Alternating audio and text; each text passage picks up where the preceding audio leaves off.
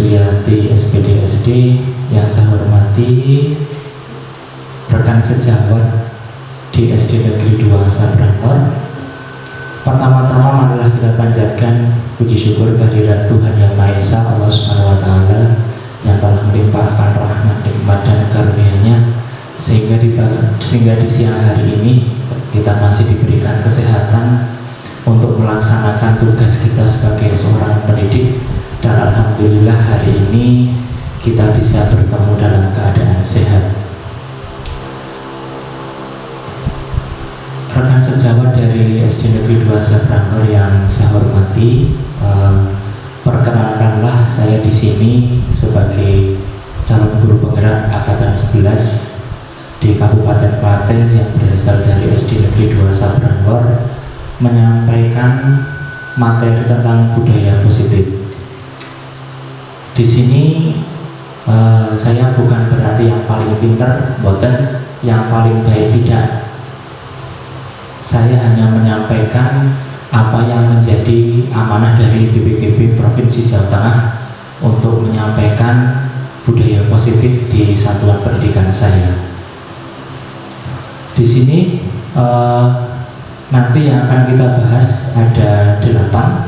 Yang pertama tentang perubahan paradigma belajar, kemudian yang kedua tentang disiplin positif, yang ketiga tentang nilai-nilai kebajikan, yang keempat kebutuhan dasar manusia, kemudian yang kelima motivasi perilaku manusia, yang keenam posisi kontrol guru, yang ketujuh keyakinan kelas, dan yang terakhir adalah segitiga restitusi.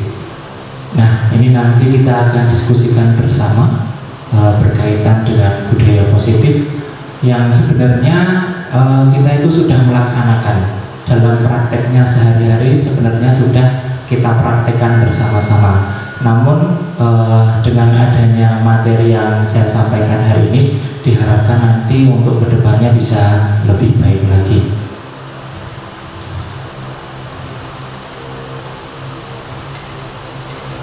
Yang pertama tentang pembelajaran dengan paradigma baru. Pembelajaran dengan paradigma baru merupakan pembelajaran yang dirancang berdasarkan prinsip pembelajaran berdiferensiasi, sehingga para peserta didik belajar sesuai dengan kebutuhannya berdasarkan taraf perkembangan sesuai teori psikologi modern untuk mewujudkan profil pelajar Pancasila. Jadi dalam kurikulum Merdeka ini terjadi perubahan paradigma baru, di mana siswa tidak lagi sebagai objek pembelajaran, akan tetapi diposisikan sebagai subjek, di mana seorang guru dalam menerapkan kegiatan pembelajarannya harus berprinsip pada berdiferensiasi. Diferensiasi sendiri berasal dari kata different yang artinya berbeda. Jadi berangkat dari profil belajar peserta didik, berangkat dari minat belajar peserta didik, berangkat dari kebutuhan belajar peserta didik yang tentunya masing-masing peserta didik itu berbeda-beda. Nah, tujuannya apa? Tujuannya yaitu untuk mencetak pelajar Pancasila. Jadi tujuannya yaitu agar kelak anak-anak didik kita memiliki profil pelajar Pancasila yang tentunya Bapak Ibu sudah tidak asing lagi. Nah, di sini ada 6 profil pelajar Pancasila yang nantinya akan dicapai melalui salah satunya pembelajaran diferensiasi ini. Yang pertama, bertakwa kepada Tuhan Yang Maha Esa. Diharapkan peserta didik memiliki perilaku yang baik, berakhlak mulia, menjalankan ibadah sesuai dengan adab agama dan keyakinan masing-masing. Kemudian berpikiran global, bahwa peserta didik peduli terhadap budayanya, tinggalan-tinggalan dari para leluhur, akan tetapi tetap memiliki keterbukaan terhadap budaya-budaya luar yang nantinya bisa untuk disaring, yang positif bisa dipakai, yang tidak baik bisa ditinggalkan. Jadi tidak hanya belajar dari budaya sendiri, namun tetap terbuka terhadap budaya-budaya yang berasal dari luar, yang sesuai bisa dipakai, yang tidak sesuai bisa ditinggalkan. Melalui berkebinekaan global ini diharapkan peserta didik memiliki wawasan untuk saling menghormati antar kebudayaan, antar potensi yang ada di daerah masing-masing. Kemudian bergotong royong. Bergotong royong di sini bukan berarti hanya sekedar bekerja bakti membersihkan lingkungan, tidak, akan tetapi berkolaborasi bersama-sama untuk mencapai tujuan yang diharapkan. Kemudian ada kreatif bahwa peserta didik memiliki ide-ide yang orisinal yang itu bisa nantinya bermanfaat untuk kehidupan manusia. Kemudian berpikir kritis, mampu menghubungkan informasi yang satu dan yang lain, kemudian mengevaluasi, kemudian menyampaikan kembali informasi tersebut sesuai dengan bahasanya sendiri. Dan yang terakhir adalah mandiri. Mandiri di sini bertanggung jawab atas proses belajar dan hasil belajar yang dilakukan. Selanjutnya di sini terkait dengan posisi kontrol itu terkadang terdapat miskonsepsi tentang teori tersebut. Menurut William Gassen dalam bukunya, dan di situ tertulis choice theory atau pilihan dari tindakan yang kita lakukan, itu ada beberapa miskonsepsi. Yang pertama yaitu ilusi guru mengontrol murid. Kadang kita menyuruh murid melakukan sesuatu, kemudian murid itu melakukan. Misalnya kita menyuruh membuang sampah, kemudian murid itu melakukan. Bukan berarti kita bisa mengontrol murid, tidak. Akan tetapi yang terjadi bahwa apa yang murid lakukan itu semata-mata dirinya itu diizinkan untuk dikontrol. Karena belum tentu ketika bapak ibu tidak ada, anak itu mau melakukannya sendiri.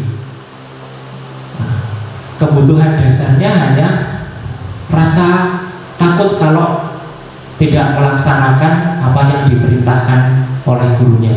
Jadi bukan berarti kita menguasai murid tidak, akan tetapi itu hanya ilusi belaka bahwa sebenarnya kebutuhan dasar dari anak itu ya tentang kontrol itu dari gurunya, bukan murni dari kesadaran dirinya.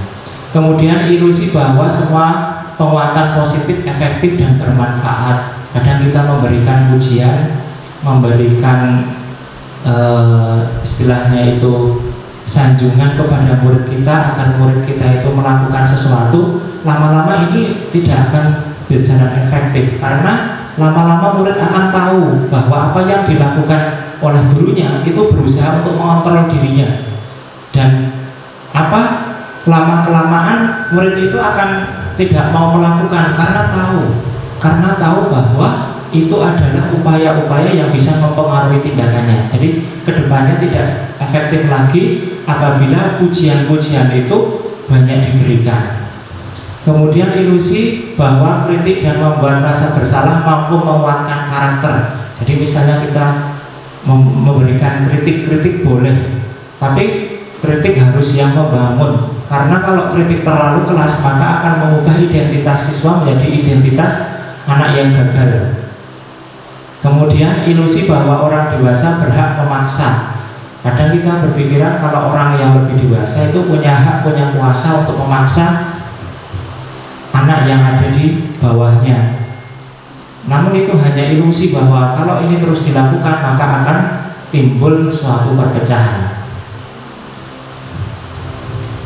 Berikutnya paradigma stimulus respon ke pendekatan teori kontrol. Nah, di sini stimulus respon realitas atau kebutuhan kita sama, tapi dalam teori kontrol itu bahwa kebutuhan kita itu berbeda-beda.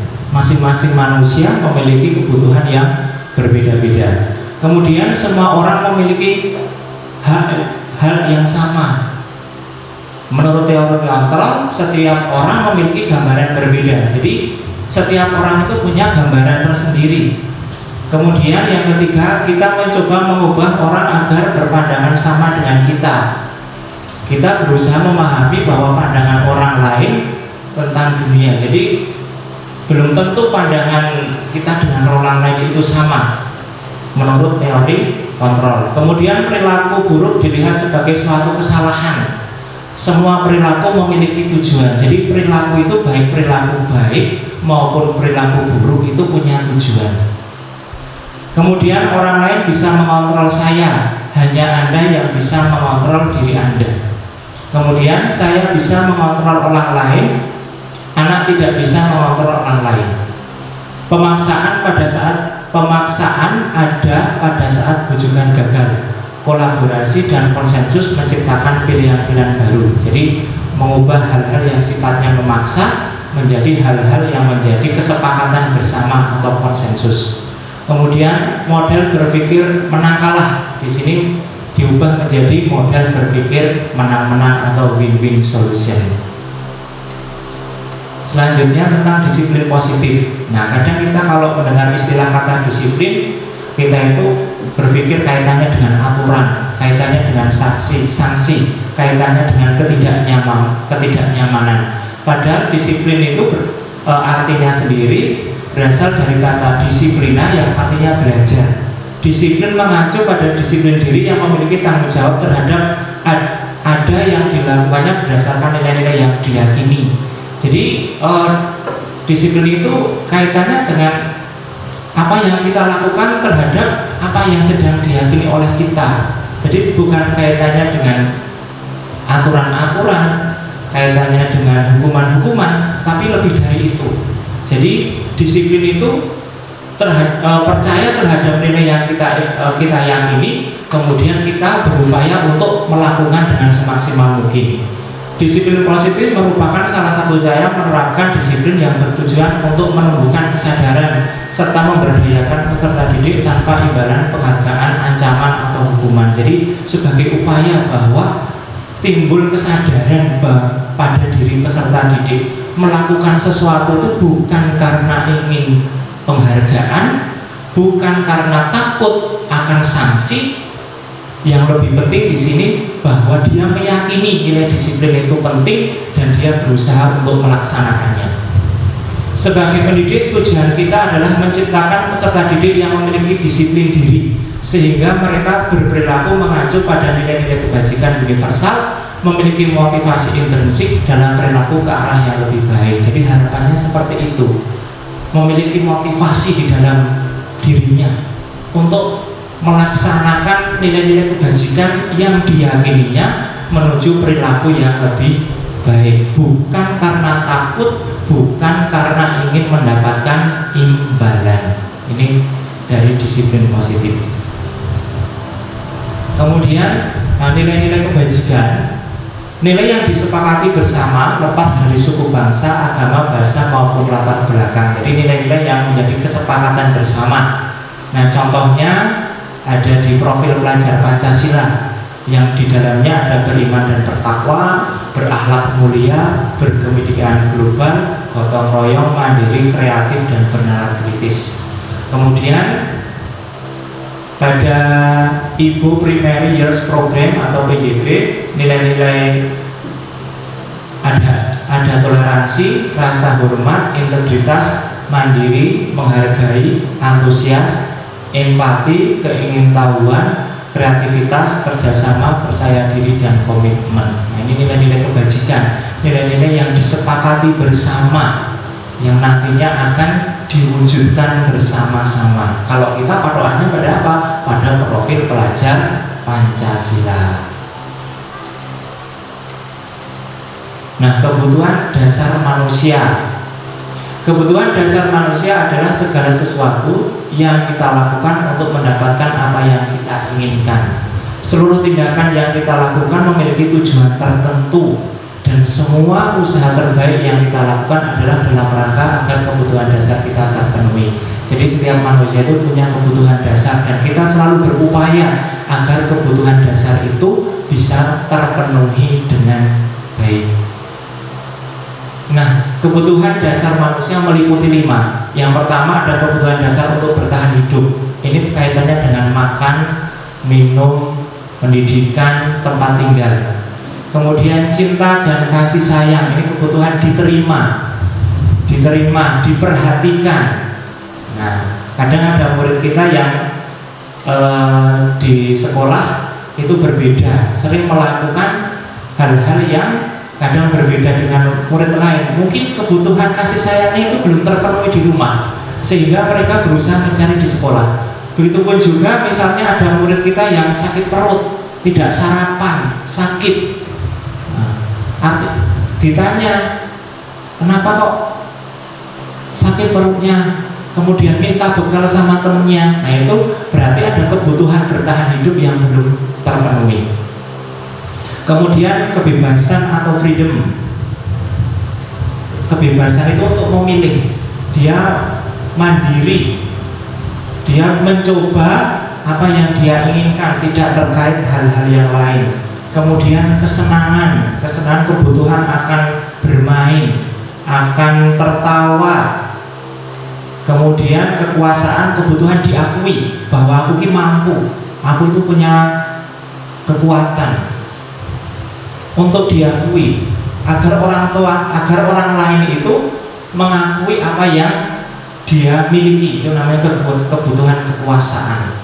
Jadi supaya diakui oleh teman-temannya, berprestasi, punya pengaruh, itu masuk ke kebutuhan dasar kekuasaan.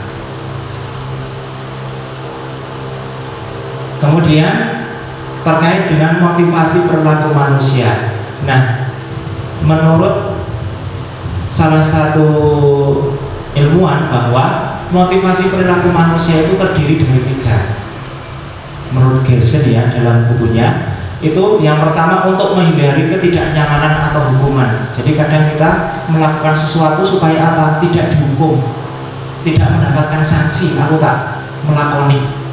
Yang kedua, untuk mendapatkan imbalan penghargaan, mendapatkan pujian, men dipuji, men disanjung, aku tak seperti ini.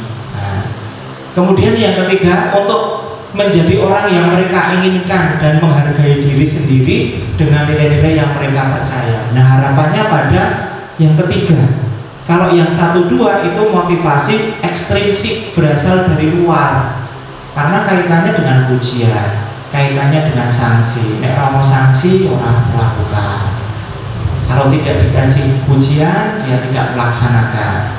Nah, itu masuk ke dalam motivasi intrinsik dari luar. Sedang yang diharapkan yaitu motivasi intrinsik, kesadaran menghargai diri sebagai upaya dia untuk melaksanakan nilai-nilai yang mereka percayai.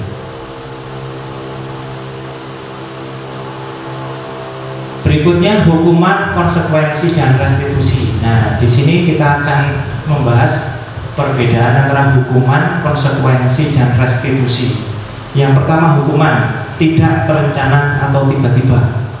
Lari, paling lapangan 5 kali, tidak terencana, spontanitas kalau hukuman. Biasanya seperti itu.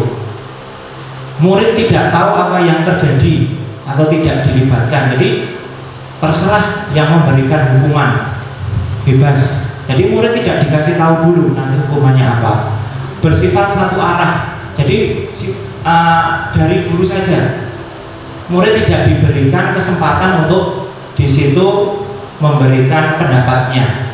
Berupa hukuman, atau hukumannya itu bisa fisik atau psikis. Kalau fisik kaitannya dengan aktivitas fisik, kalau psikis kaitannya dengan psikologi. Kemudian konsekuensi terencana, disepakati sesuai peraturan. Nah, konsekuensi ini melibatkan 2 arah. Jadi antara guru dengan siswa. Kalau tidak, ini konsekuensinya apa? Jadi anak tahu kalau tidak melakukan ini harus konsekuensinya seperti ini. Murid tetap dibuat tidak nyaman meskipun konsekuensi, tapi di sini murid tidak nyaman. Sikap guru selalu memonitor murid. Jadi sikap guru hanya memonitor murid apakah murid itu melaksanakan apa yang sudah disepakati atau tidak.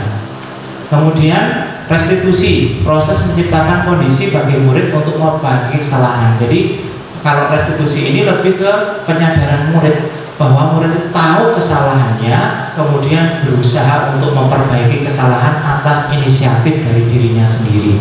Kemudian di sini terjadi proses kolaboratif yang mengajarkan murid untuk mencari solusi sendiri. Jadi secara kolaborasi antara guru dengan siswa berkolaborasi untuk menentukan masalah yang sedang dialami agar murid itu kembali memiliki percayaan diri yang baik, bukan dicap sebagai murid yang gagal atau murid yang di sini memiliki permasalahan. Nah, di sini ada 5 posisi kontrol. Yang pertama penghukum. Nah, ini kadang masih sering dilakukan. Saya sendiri pun dulu sering ya penghukum. Pembuat rasa bersalah sama ini gara-gara kowe. Membuat rasa bersalah, jadi membuat murid itu merasa dirinya paling bersalah. Ketika ada sesuatu merasa yang paling bertanggung jawab atas kesalahan tersebut.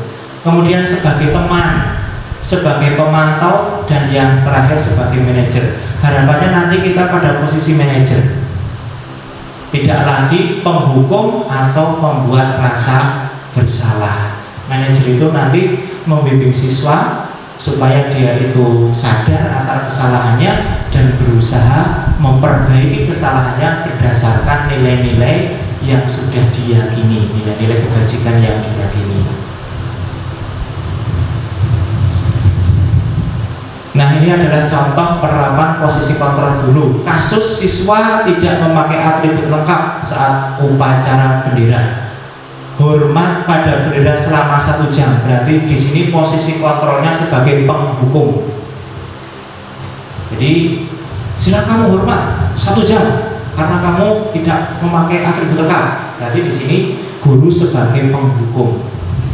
Yang kedua, berapa kali ibu bapak harus memberitahu kamu selalu saja membuat ibu bapak kecewa, membuat rasa bersalah dan kata kecewa. Jadi anak kalau mendengar kata ini, kalimat ini, maka dia akan timbul rasa bersalah. Dia merasa dirinya itu yang bertanggung jawab atas apa yang terjadi. Kemudian, ayo dong ikuti aturan sekolah, tolong bantu ibu bapak ya sekali ini. Ya sudah, tidak apa-apa, lain kali jangan berbuat seperti ini lagi ya. Ini sebagai teman, jadi kontrolnya sebagai teman. Ayo dong, tolong bantu ibu bapak ya. Kemudian kamu sudah melanggar peraturan sekolah, kamu tahu konsekuensinya. Setelah upacara, kamu beli atributnya di koperasi dan jangan diulangi lagi. Ini sebagai pemantau. Dan yang terakhir ini sebagai manajer. Nah, ini yang sedikit demi sedikit bisa kita terapkan. Apa kamu tahu kesalahanmu? Nanti murid akan menjawab. Tidak memakai atribut lengkap. Kira-kira bagaimana kamu perbaiki kesalahanmu? Jadi murid sendiri yang berpikir di situ untuk memperbaiki kesalahannya. Tidak dipaksa, tidak diberi rasa bersalah atau diberi hukuman. Jadi biar murid sendiri yang di sini itu memperbaiki kesalahannya, dia sadar akan kesalahannya, kemudian melaksanakan apa yang telah disepakati bersama dengan Bapak Ibu guru. Nah, biasanya kan setiap tahun pelajaran baru membuat kesepakatan kelas. Nah, nanti bisa dikaitkan dengan kesepakatan kelas agar anak itu bisa memperbaiki berdasarkan kesepakatan kelas. Kesepakatan kelas itu termasuk pada nilai-nilai kebajikan yang sudah kita percaya bersama, itu baik, itu bermanfaat. Jadi nanti bisa dikaitkan ke arah situ. Nah, sekarang coba nih, saya kecewa sekali dengan kamu. Berarti posisinya sebagai pembuat rasa bersalah. Bapak Ibu guru kecewa, kamu telah seperti ini karena kamu sudah berulang kali melanggar aturan sekolah. Nah, ini masuk pada pembuat rasa bersalah. Kamu tidak pernah benar melakukannya. Ini sama juga membuat rasa bersalah. Ini nyalahke murid, nggak pernah tepat melakukan apa yang menjadi tugasnya. Apa rencanamu menyelesaikan ini? Nah, ini menjadi manajer. Jadi apa yang akan kamu lakukan untuk menyelesaikan masalah ini? Nah, biar nanti murid yang berbicara sendiri, komitmen sendiri. Nah, guru hanya mengarahkan saja.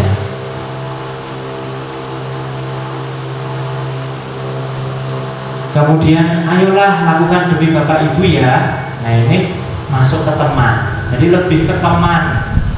Ayo dong, ini demi bapak ibu. Nih. Jadi posisinya sebagai teman. Kamu tidak pernah mendapatkan nilai jika tidak pernah mengerjakan tugas. Nah, ini sebagai pemantau posisinya.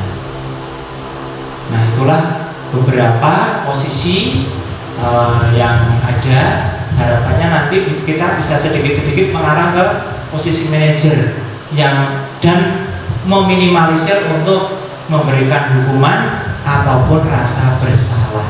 Nah, nanti kalau itu dilakukan, kedepannya anak akan punya rasa bertanggung jawab atas apa yang dia lakukan, kesalahan-kesalahan yang dia lakukan, dan berusaha untuk memperbaiki atas dasar nilai kebajikan yang diyakini. Nah, berikutnya kita masuk ke keyakinan kelas. Nah, setiap tahun ajaran baru biasanya kita sebagai seorang guru membuat keyakinan kelas. Mengapa keyakinan kelas, bukan peraturan kelas? Nah, ini supaya apa? Lebih muncul motivasi di dalam, motivasi intrinsiknya. Nah, keyakinan kelas ini sifatnya dalam pembentukannya bersifat abstrak, berupa pernyataan universal, dibuat dalam pernyataan positif. Hindari kata jangan, hindari kata dilarang. Misalnya dilarang lari-larian, dilarang berlari-larian, diganti berjalan dengan hati-hati. Tidak boleh terlambat, diganti hadir tepat waktu. Nah, jadi kata dilarang, kata tidak boleh, itu bisa diganti dengan pernyataan yang lebih positif. Kemudian sedikit saja agar mudah diingat, jadi tidak terlalu banyak. Yang penting di situ komitmennya jelas, ya, dan mudah diingat oleh siswa-siswi kita.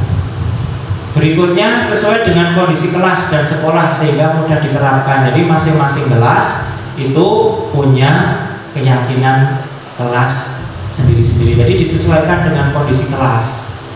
Bapak Ibu guru tentunya sudah tahu kondisi kelasnya. Jadi nanti bisa disesuaikan. Untuk kelas bawah ya mungkin menggunakan kalimat-kalimat yang mudah dipahami. Jangan menggunakan kalimat yang sifatnya itu khusus. Yang kelas atas bisa lebih dikombinasikan karena kondisi kelasnya itu berbeda-beda, situasi kelasnya itu berbeda-beda. Kemudian sekolah antara masing-masing sekolah yang satu dengan yang lain juga berbeda-beda. Kemudian semua warga sekolah atau warga kelas dilibatkan saat membuat keyakinan kelas. Jadi tidak hanya ibu guru saja atau pak guru saja yang menuliskan keyakinan kelas, tapi anak ditanya secara langsung. Bisa menggunakan sticky note, kira-kira keyakinan kelasnya apa, ditempel di depan, kemudian dibahas bersama-sama, kemudian disepakati bersama. Nah, itu nantinya akan jadi panduan dalam kegiatan pembelajaran. Jadi anak membuat sendiri, anak meyakini sendiri, kemudian harapannya anak itu mematuhi dengan posisi yang tadi sudah saya sampaikan, yaitu posisi sebagai manajer. Nah, berikutnya tentang segitiga restitusi. Nah, segitiga restitusi merupakan suatu proses dialog yang dijalankan guru atau orang tua agar dapat menghasilkan mandiri dan bertanggung jawab. Jadi komunikasi bisa dilakukan guru maupun orang tua supaya murid itu mandiri dan bertanggung jawab atas perbuatan-perbuatan yang dilakukan dan mencari solusi bersama agar kedepannya bisa kembali menjadi pribadi yang lebih baik, pribadi yang lebih positif. Nah, untuk alurnya ada 3 alur. Yang pertama menstabilkan identitas, yang kedua validasi tindakan yang salah, dan yang ketiga menanyakan keyakinan. Jadi ada 3 alur atau 3 tindakan yang bisa dilakukan pada saat kita melakukan restitusi kepada anak. Yang pertama menstabilkan identitas. menggunakan prinsip membuat kesalahan adalah bagian dari proses pembelajaran. Nah, kalimat yang digunakan bisa seperti ini, berbuat salah itu wajar. Tidak ada manusia yang sempurna. Bapak Ibu juga pernah melakukan itu. Bapak Ibu tidak mau mencari siapa yang salah, tapi Bapak Ibu ingin mencari solusi dari masalah ini. Kamu berhak merasa begitu. Jadi kalimat-kalimatnya bisa pakai seperti ini pada tahap menstabilkan identitas. Tidak apa-apa nak, setiap orang itu pasti berbuat salah. Tapi di sini Pak Guru tidak akan mencari siapa yang salah. Justru Pak Guru mau mencarikan solusi dari masalah kamu. Nah, ini masuk ke menstabilkan identitas. Yang kedua, yaitu validasi tindakan yang salah. Menggunakan prinsip setiap perilaku berupaya memenuhi kebutuhan tertentu. Jadi ditanya, alasannya apa? Tentunya kamu melakukan ini pasti ada alasannya. Coba ceritakan. Jadi anak bercerita. Kenapa tadi kok nggak bawa atribut? Lupa Pak. Tadi tergesa-gesa saya cari di lemari tidak ada. Jadi murid bercerita. Kamu pasti punya alasan mengapa melakukan hal itu. Padahal kamu bisa melakukan yang lebih buruk dari ini. Kamu patut bangga karena telah melindungi sesuatu yang penting buatmu. Kamu melakukannya karena mempertahankan sesuatu yang penting buatmu. Nah, ini kalimat bisa disesuaikan dengan masalah yang sedang dihadapi. Nah, disesuaikan. Kalau punya alasan, nah, kayak tadi tidak membawa atribut, coba alasannya apa? Kamu kok tidak membawa atribut? Biar anak bercerita, kita mendengarkan. Nah, setelah itu baru kita masuk ke menanyakan keyakinan. Kita kaitkan dengan keyakinan yang sudah dibuat bersama. Kamu masih ingat keyakinan kelas kita tentang disiplin? Biar anak juga mengingat kembali, kemudian menyampaikan, oh ya Pak, tentang disiplin dalam pakaian. Setelah itu bisa ditanya, kedepannya kamu mau seperti apa biar kamu bisa menjadi anak yang lebih tertib. Nanti anak akan keluar sendiri. Akan menyampaikan sendiri, saya akan seperti ini Pak, seperti itu. Kemudian ditanya lagi, mulai kapan? Nanti anak akan menjawab, besok Pak. Ya sudah. Nah, di situ akan terjadi kolaborasi yang bagus antara guru dan siswa. Anak tidak lagi dicap sebagai individu yang negatif, individu yang gagal. Nah, ini bisa disesuaikan dengan masalah-masalah yang dialami, apa keyakinan kelas kita, nilai-nilai apa yang kita sepakati bersama, seperti apa gambaran sebuah kelas yang ideal menurut kamu ingin menjadi orang yang seperti apa. Nah, ini nanti bisa dipilih kalimatnya, yang pada intinya di sini siswa diarahkan kepada keyakinan yang sudah dibuat bersama-sama. Selesai sudah saya sampaikan semua tentang disiplin positif atau budaya positif. Semoga apa yang saya sampaikan hari ini bisa bermanfaat pada kita semua untuk sekolah kita SD Negeri 2 Sabrang Lor. Kalau ada kesalahan-kesalahan itu jelas kekurangan dari saya, karena di sini saya juga sedang belajar. Mari kita sama-sama belajar, kita saling berkolaborasi satu sama lain. Harapannya kita bisa memberikan pendidikan yang di sini berpihak pada murid memiliki kemerdekaan dalam belajarnya. Mungkin itu saja yang dapat saya sampaikan. Sekali lagi terima kasih atas kehadiran rekan-rekan semuanya. Mohon maaf atas segala kekurangan. Billahi taufiq wal hidayah. Wassalamualaikum warahmatullahi wabarakatuh.